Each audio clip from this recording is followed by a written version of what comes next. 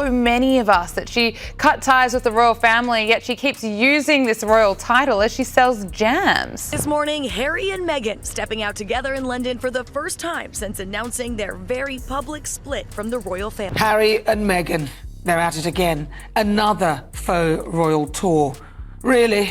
We've had quite enough. The truth didn't leak slowly this time. It detonated. Harry and Meghan didn't decide to rush back to the UK. They bolted. Because when the money stops moving, panic starts screaming. This isn't about nostalgia. It isn't about family. And it definitely isn't about safety. This is about frozen assets, missing paperwork, and a financial clock that may have already hit zero. The whispers started before the silence. Accounts locked. Access gone. Phones ringing with no one answering on the other end. Because when the RS steps in, it doesn't knock politely, it freezes first and asks questions later. And when that happens, you don't issue a statement. You don't call your publicist. You don't sit down for an interview. You scramble. You erase. You look for exits. And suddenly, America doesn't feel so free anymore. Here's what people need to understand and what Harry and Meghan allegedly understood very quickly. You do not play games with the ears. Not with titles. Not with sympathy. Not with carefully constructed victim narratives. The RS doesn't care who your father is. They don't care how famous you are. They don't care about documentaries or trauma or press coverage. They care about one thing only. Do the numbers add up? According to what's circulating behind closed doors, the scrutiny started quietly but sharply. Archwell wasn't just glanced at, it was opened. And once that happens, everything spills out. Every expense, every transfer, every payment that looks even slightly personal suddenly starts glowing bright red. Because here's where the fear really sets in. When a charitable foundation is examined, the ears doesn't just ask where the money went. They ask who benefited. And if money labeled as charitable expense somehow circles back into personal lifestyle costs, that's not a mistake. That's a problem. And allegedly, that's exactly what raised eyebrows. Security costs, travel, consulting fees, staff salaries, image management, all of it flowing through one central pipeline, one foundation, one financial spine holding the entire Sussex operation upright. And once that spine is questioned, everything attached to it starts wobbling. Let that sink in. Because this wasn't just about a missing form or a forgotten receipt. This was about scale. This was about millions. This was about patterns. And once patterns emerge, the IRS doesn't ask nicely, it locks everything down. Meghan treated as an HRH. That's the most realistic on the list where you can go, I can see these two happening. This is where the narrative breaks. Because you can spin public opinion. You can rewrite headlines. You can cry misunderstanding. But you cannot spin frozen accounts. When the freeze hit, not paused, not delayed, not under review, frozen, the entire machine stopped breathing. No transfers, no withdrawals, no quiet reshuffling behind the scenes, just silence. And silence is terrifying when your entire lifestyle runs on access. Suddenly, staff salaries become a question mark. Security arrangements become uncertain. Legal advice becomes expensive. PR retainers stop responding. The operation that once moved smoothly grinds to a dead halt overnight. And that's when America stops feeling safe, not because of paparazzi, but because of paperwork. Because here's the part no one wants to say out loud, everything financially runs through Archwell. Not just charity optics, everything. This foundation isn't a side project, it's the engine. The hub, the place where money flows in, gets labeled, and flows back out again. And that's exactly why the missing tax filings matter so much. Not promoting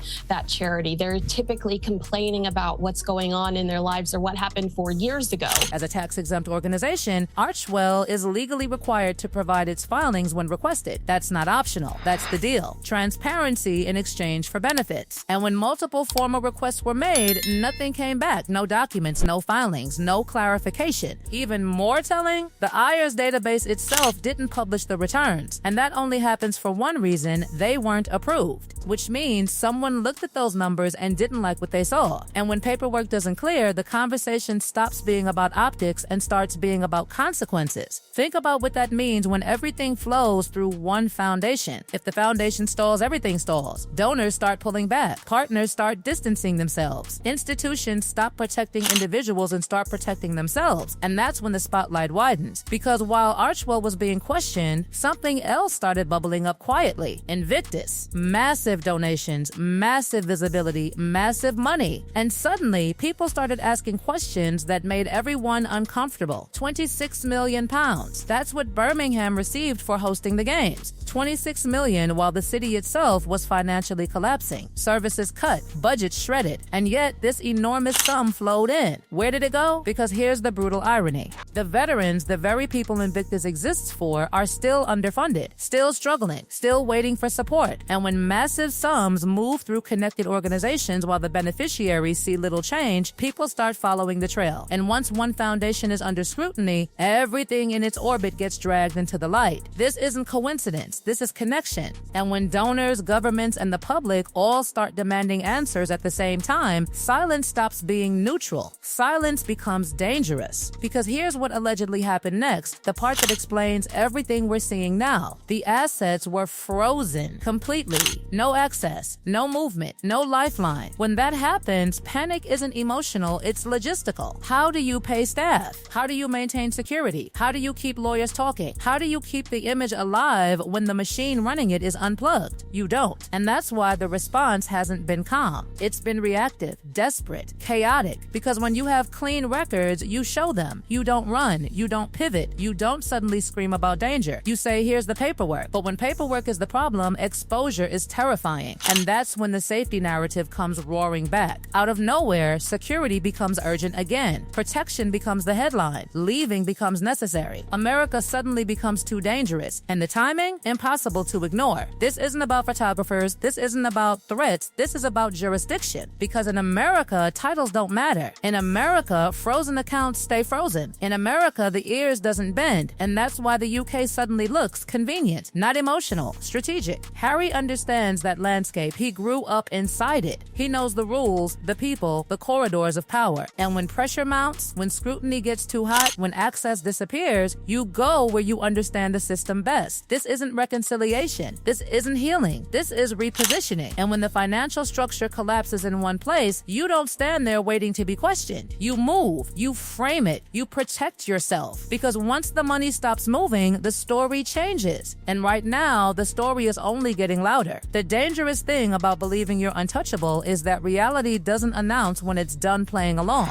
It just shuts the door, quietly, firmly, and suddenly everything you thought was permanent starts evaporating. That's where this story really turns dark, because this isn't just about frozen accounts. It's about what happens after the freeze. When the illusion collapses and you realize the systems that once protected you are no longer answering your calls. When institutions that once smiled for cameras suddenly start asking for distance. When favors dry up. When the room gets quiet. And it has gotten quiet. Deals that were once almost finalized mysteriously fell apart. Projects that were teased, hyped, and promised never materialized. Streaming platforms stopped calling. Brands backed away without explanation. Invitations slowed, then stopped entirely. And behind the scenes, the most alarming shift of all allegedly happened. Harry himself started funding things personally just to keep the lights on. That's not wealth. That's triage. That's what people do when the pipeline collapses and they're trying to buy time. Because once charitable funds are inaccessible, everything changes. The lifestyle doesn't adjust gently, it slams into a wall. You can't sustain California level overhead on personal reserves forever. Not with security costs, not with staff, not with legal consultations running constantly in the background. And here's where the pattern becomes impossible to ignore. Canada didn't work. That was supposed to be the soft landing, the friendly reset. Quiet, supportive, discreet. It failed. America was supposed to be the big league, the place where fame turns into fortune.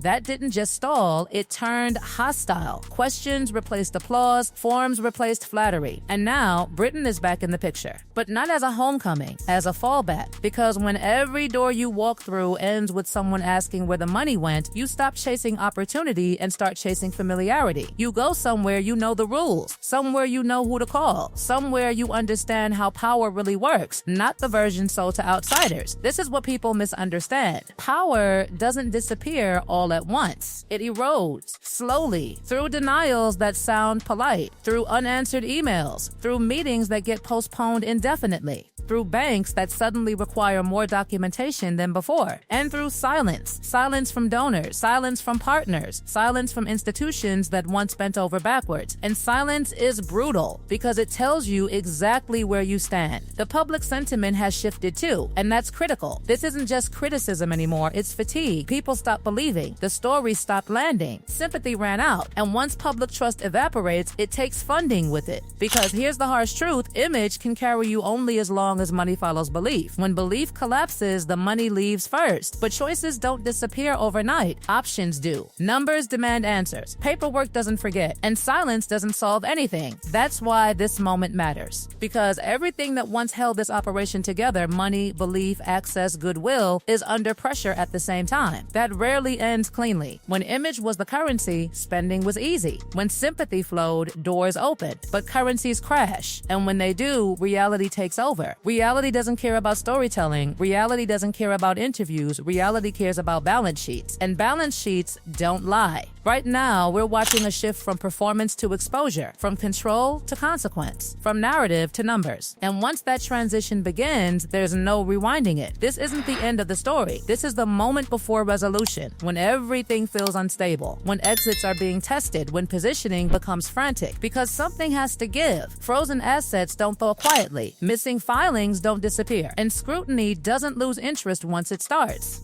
So the real question isn't whether this move is calculated or desperate. The real question is, what happens next when documentation finally speaks louder than narrative? Because when the math arrives, it always does, there's no interview that can outrun it. And whatever comes next won't be optional. Next won't be optional. Next won't be optional. Next.